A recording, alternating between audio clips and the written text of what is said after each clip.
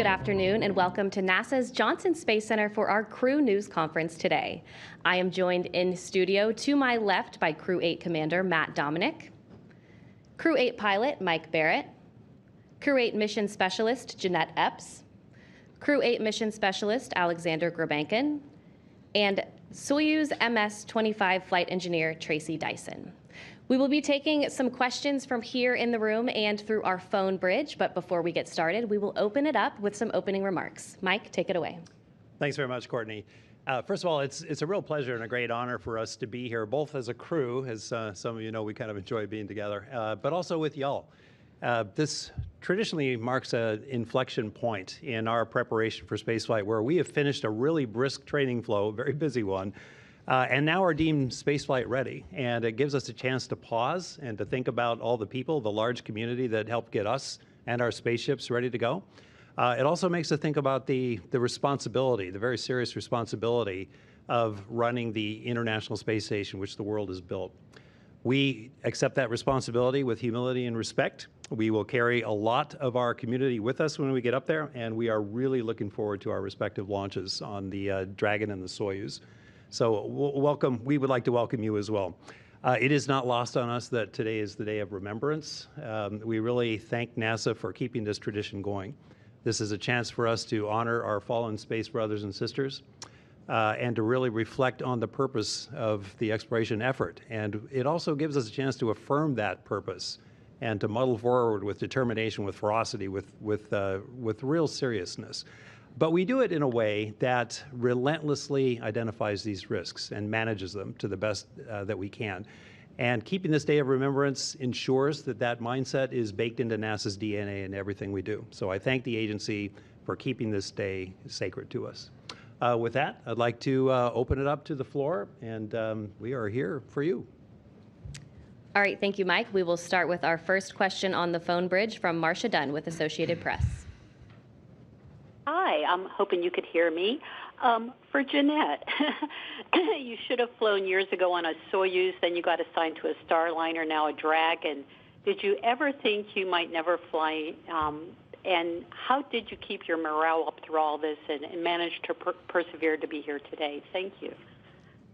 Well, it has been a number of years, but I was confident that I would fly, and the way that I kept I guess spirits up, you could say, was, we continue to train weekly, daily. We train vigorously for any mission that we're assigned to. So I've been pretty busy over the last few years, still training, still working towards the goal of going to the space station. And, unfortunately, Boeing, I'm not flying on Boeing, but I think that NASA felt that it would be more expedient to get me on a SpaceX and get flight experience, and then we'll see what happens in the future. Okay, we'll take our next question right here. Thank you, Mark Carreau with Aviation Week and Space Technology.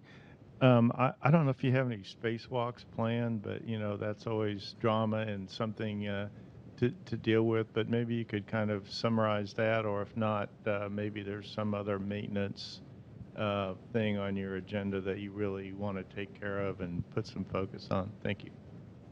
Well, I can start that a little bit. Every crew launches spacewalk ready.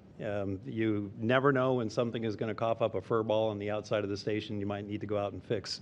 But more recently, we've had some EVA content added to our mission, most likely. It's still being defined, but that's been the flurry of activity for a lot of us in these last very few weeks. That is one of the things that makes spaceflight wonderful to us, visiting vehicles and spacewalks, and you may know that NASA has scheduled a solar eclipse during our increment as well. So things like this really make spaceflight quite wonderful. But we're looking forward to those EVAs. We're looking forward to getting ready for them. Okay, our next question on our phone bridge from Bill Harwood with CBS News. This is for Jeanette. You were one of the most thoroughly cross-trained astronauts in the Corps. I'm not asking you to play favorites, but maybe give us some impressions of what you think of the Crew Dragon, realizing you hadn't flown in it yet, of course, maybe compared to Soyuz and Starliner. Thanks. Well, I would start out by saying that any space capsule that we can take to space is amazing. So all vehicles, they are different, but they all serve the same purpose to get us to our International Space Station. I would say that each one has their advantages. You know, SpaceX is probably a little bit more spacious. The Soyuz has different types of suits that, you know, just everything is, each vehicle has different aspects that I like. So either one, Soyuz or SpaceX or even Boeing, I'd be happy to take to the International Space Station. Okay, our next question is here in the room. Go ahead. Yes, hi. Will Robinson Smith with Spaceflight Now. Thanks for answering some of our questions. If we could go down the line, if you would describe a personal memento, something special that you're planning to bring up to station, and why you happen to choose that. Thanks. Oh man, we're in a unique position where we actually get to take quite a few things, and so they kind of fall into two categories. My first category for me was thank yous, was stuff that you take as a thank you to the folks that helped get you here, right? That's friends, that's family, that's the mentors that just kind of popped into your life at the right time and said the right thing that set you on a new course. And so I'm here today because of those folks, and I'm flying a few things which I'll probably bring up later, or just, you know, those would be secrets for later.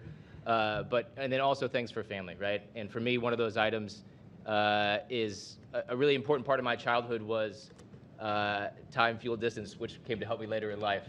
My dad bought one of the watches that went to Apollo in 1970, and he gave that to me a few years ago. And as a kid, I remember we would go on these long road trips, and I would very precisely time the moment between mile markers and sit out there with the Rand McNally Atlas and timing the distances before GPS, you know, and maps. And so I would provide that time, fuel, distance. We got half a tank, we got this many miles.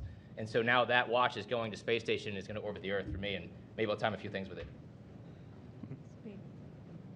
Keep going down the line. Mike, go ahead. Well, I mean, the coolest thing I'm taking to space is these guys, honestly. You know, this is my third flight, and the academic institutions that helped set me on my path, I've flown things for them in previous flights. But like Matt, people who have helped build me, help inspire me, I'm taking mementos for them. And probably the most precious things are just photos of my family. Yes, hardcore photos. Hard photos rather than just digital. Well, down the line. For me, one of the most special things that I'm taking with me is a photo of my mom. I was selected in June 2009, and 5 days after I was selected, my mom passed away. But I wouldn't be here if it wasn't for her and her work ethic and her emphasis on education growing up. So she was a big part of the reason that I'm here. So that's one of the most special things that I'm taking with me.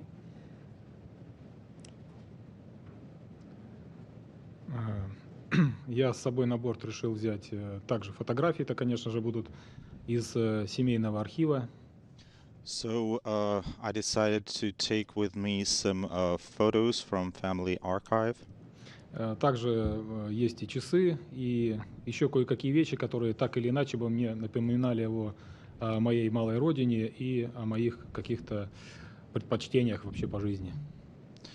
And I will also take a watch and some things that remind me of the place where I was born, and things that remind me of some precious moments in my family.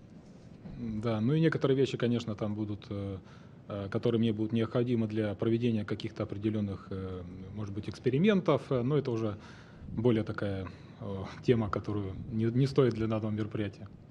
And I will also take some things, or I should say mechanisms, that I would use to perform some experiments and scientific activities, but this is a different topic.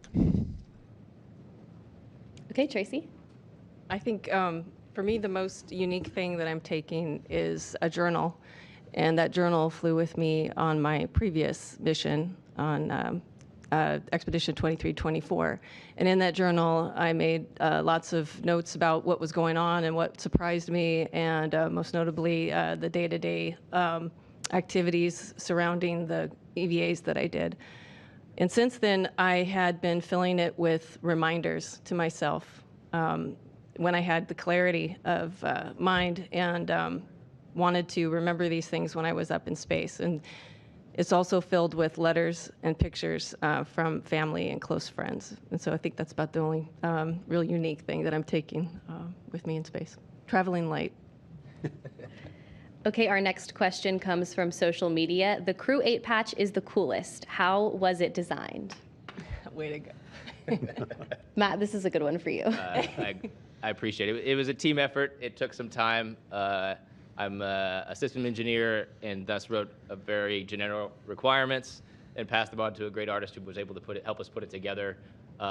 Very simple in nature. One of the requirements is that a central element of the patch shall be removable for like simple logos. And so, other various requirements we put together. Another aspect of the patch is it's really about the team and the international effort. And the patch looks down upon the Earth from the north so that we could capture a view of the Earth that showed where all of us are from. So we capture Siberia and the parts of the United States where we are from, just to show that this is one team moving humanity forward. But other than that, it's pretty simple. The eight is clear. Okay, our next question is from the phone bridge, Robert Perlman. Thank you. There was mention of the solar eclipse, and I know last time that we had an eclipse pass over the continental U.S., there was a concerted effort aboard the space station to photograph it and document it. I'm wondering if there has been any talk of special training or special cameras to take up, or how you're preparing for that event in April. So that is still being defined. We learned a lot with this last solar eclipse, and there have been several actually that we've been able to photograph from both the Mir station and the International Space Station. The big difference now is the camera complement that we have. The imagery will be, I think, much more crisp and we have much more capable cameras on board. So we are still waiting for that. I guarantee you that they will be fine-tuning that plan until the day before the eclipse. But we will stand ready on our very unique platform to capture it the best we can. Okay, our next question is from the phone bridge from David Curley.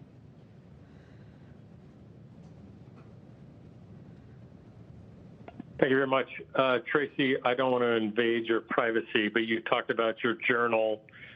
I think it's interesting for an astronaut who's been in space, has come back and contemplated it, and is going back, what specifically you'll be thinking about on this mission. Thank you.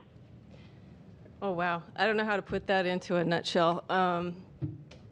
I think that looking back on the mission that I had before, it was my first long-duration mission, and I was so focused on the tasks that I knew that I had ahead of me.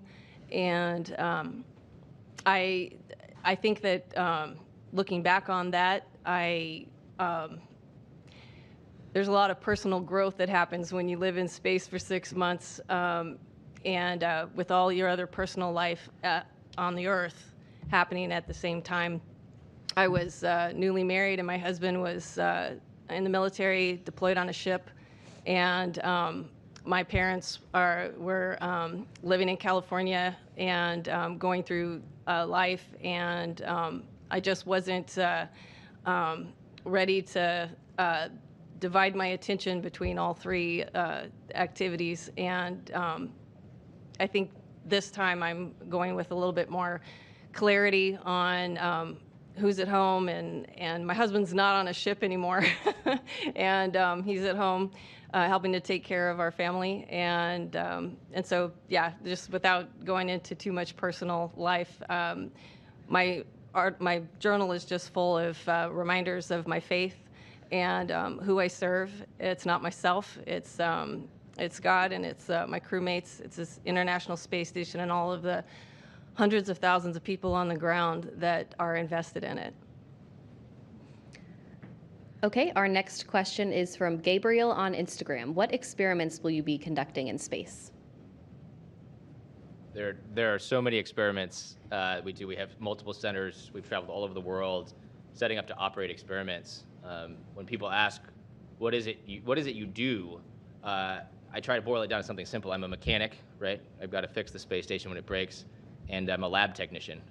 And then third, I'm part of the experiment. I think the most important experiment we're doing as we move humanity forward into the solar system is getting more statistical significance to all of the experiments we've done. So I view myself as, in statistics we refer to the number of samples as n. I refer to myself as another n, right? And each n we get into orbit helps us move science forward. An example of one experiment that I'm involved in from the medical side is I won't be using the treadmill on orbit. We have a treadmill, we have a bike, and we have a weightlifting device on the space station.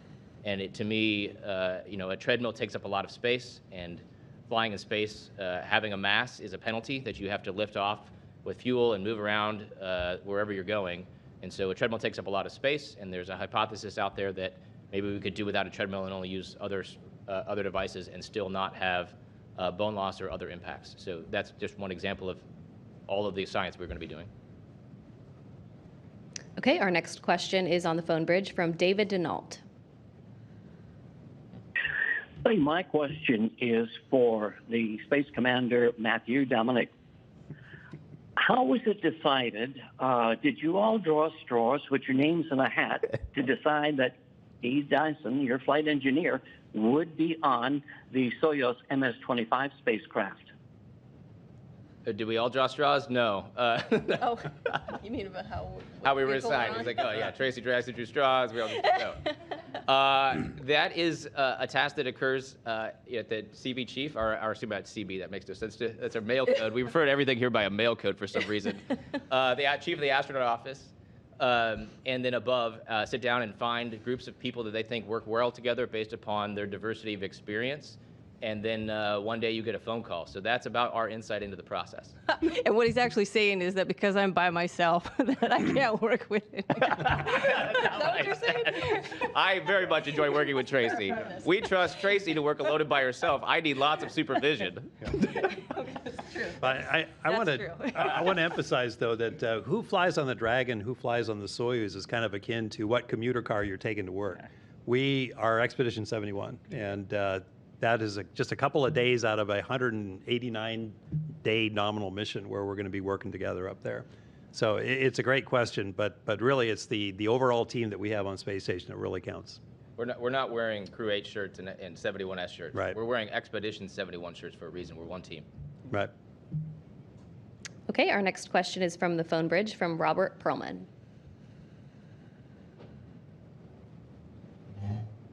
Thanks. It was mentioned during the last briefing that for the Crew-8 launch, it might occur in late February, and that sets up a possibility of making a little history and becoming the first human spaceflight on February 29th. I wonder if you've talked about it as a crew. I know you can't control when you launch, but have you realized that and had any discussions about it? Thanks. February 29th. I am a leap day sensitive father. My youngest child was born on leap day. So I will launch where we were commanded to launch, and we were happy to do so, but we're going to make sure that's a special day for her. And I think we're living in a really, really cool part of human spaceflight. We're expanding so fast, we're growing so fast. It's a great time to be alive in spaceflight. I was talking with a few folks and flight directors a couple days ago about, could you imagine if I had walked up to you 5 years ago and said, our constraint to launch is launch pad availability, right? You would have thought I was crazy. But we're at a cool spot in spaceflight right now. We've got rockets competing for launch pads. And so you're not waiting on payloads, you're not waiting on rockets, you're waiting on launch pads now. And so you've got two different rockets competing for 41 and 40 and 39. It's just a really cool time to be in spaceflight, and we'll go when we're ready, and we'll go when there's a pad available. Okay, our next question is on social media from Jaden, and this is for Mike Barrett. She wants to know that what created your passion to cook in austere places, and do you have any plans to cook in space? To cook in austere places? Well, okay. I work in the international extreme medicine community pretty heavily, and we have a motto there, which is good medicine in bad places. I fully subscribe to that motto, but I've taken it a step further. Good food in bad places. I love to cook. I'm the main cook at home. I have been for many years. That included raising my 5 children, and I taught them all how to cook. Cooking makes me feel human. It is a way to be creative. It's a forcing function to put things together and satisfy yourself and minister to people that you love at the end of the day. For me, I'm also a sailing freak. Making good food on a boat is something I've tried to do for a long, long time. And if I can take a really nice piece of tender beef to the top of a mountain and cook it and make it taste good, that fulfills me big time. We unfortunately don't get to cook that much on station. No open flames. We don't even have a microwave. But I can tell you that there's still a lot of creativity to be had by mixing pouches and freeze-dried foods together. So we will do that to the extent that we can, and when we get fresh fruit up there, that ups our game a little bit. So unusual tacos. A lot of us have front-loaded our game with special foods that are coming up for us. So as much as possible with freeze-dried food, canned food, and military rations, we're going to be creative. Okay, and Joey on Instagram asks if there are any personal milestones that you will be achieving during the mission. Going to space? Well, I will rack up a year in space. That's what I'm looking forward to, and you probably will too, right? Oh, we mean in cumulative time? Cumulative time, yeah. Yes. We hope not in I was going to say. single mission. What's your plan? I hadn't really thought about that. No. My goodness. All right, well, it looks like we have another question in the room. Go ahead. Yeah, well, Robinson Smith, Spaceflight Now. Thanks for letting me take another one. Question, I suppose, just for Expedition 71, since y'all are training together, have been. Do you have a specific memory of a crew bonding experience that really sticks out in your mind for getting ready for your next mission? Thanks. Alexander, you want to consider? Какой момент при подготовке? Я думаю, что рождение экипажа как полноценного единого целого, оно не сиюмоментно происходит, а это довольно-таки длительный процесс. So I think being born as a crew, it doesn't happen in a single moment. It's kind of a process. За время подготовки экипажу предстоит пройти огромное количество различных испытаний, тренировок. And during the training course, the crew passes a lot of tests and exams. И наступает в один момент, точнее сказать, такой момент, когда ты понимаешь, что ты прекрасно знаешь, когда и в какой момент какой член экипажа как себя поведет. And at one point, you're starting to understand when, at which point, each of the crew members, what they will do at this moment. И в этот самый момент ты понимаешь, что ты уже не просто как один работник, который выполняет определенные функции согласно предписанным там процедурам и так далее. And at this point, you don't feel yourself like a worker that performs a procedure or certain actions prescribed before.